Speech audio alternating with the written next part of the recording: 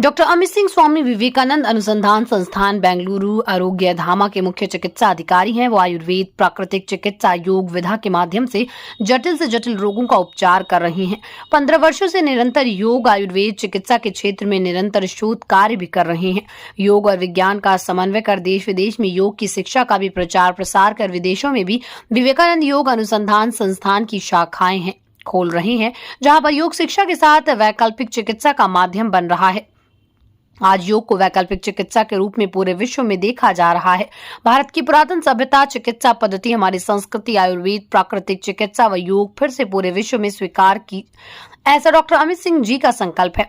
उनके साथ आशुतोष सिंह, राजेंद्र प्रताप सिंह, ज्ञानतीत सिंह उपस्थित रहे।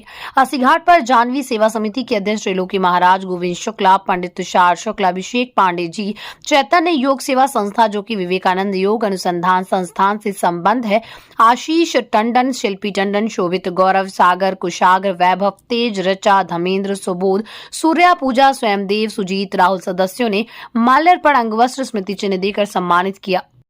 मैं आशीष टंडन, चैतन्य योग सेवा संस्था जो कि वाराणसी, भेलुपुर और सिगरा पे है, जो कि संबंध है विवेकानंद योग अनुसंधान संस्थान से। आज हमारे बीच में स्वामी विवेकानंद योग अनुसंधान संस्थान के आरोग्य धामा जो कि एक विश्वविख्यात यौगिक, आयुर्वेदिक और नेचुरोपैथी का चिकित्सा केंद्र है। आज हमारे बीच में उसी आरोग्य धामा से वहाँ के डॉक्टर अमित सिंह जी जो कि वहाँ मुख्य चिकित्सा अधिकारी हैं, हमारे बीच में है, वाराणसी में है।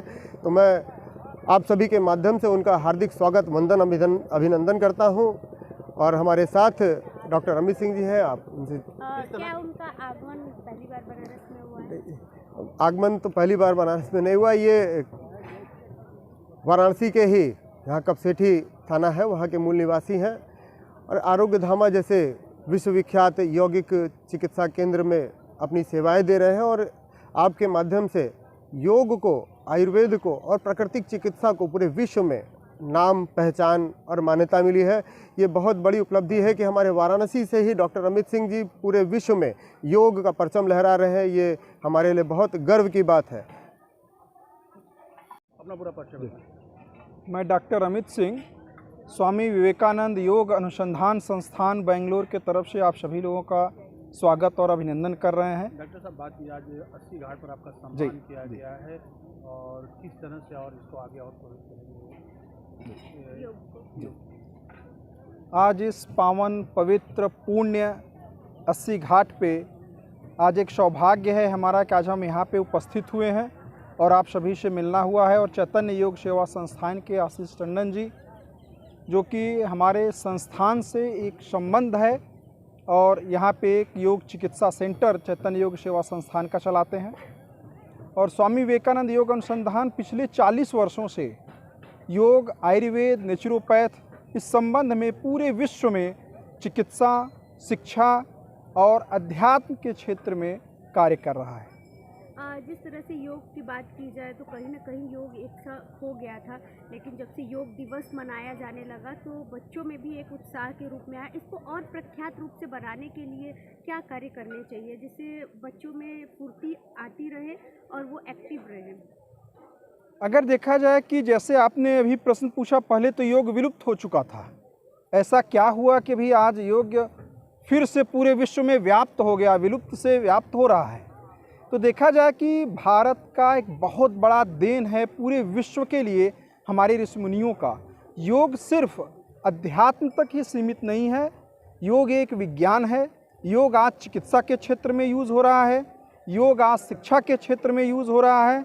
और अगर हम बात वाराणसी की करें तो काशी विश्व हिंदू विश्वविद्यालय में भी आज योग का एक डिपार्टमेंट है।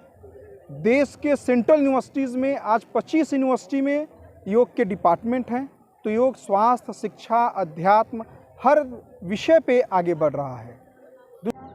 डॉक्टर अमित सिंह जी जो बेंगलोर से चलकर आए हैं काशी, जानवी सेवा समिति उनका हार्दिक स्वागत एवं अभिनंदन करती है।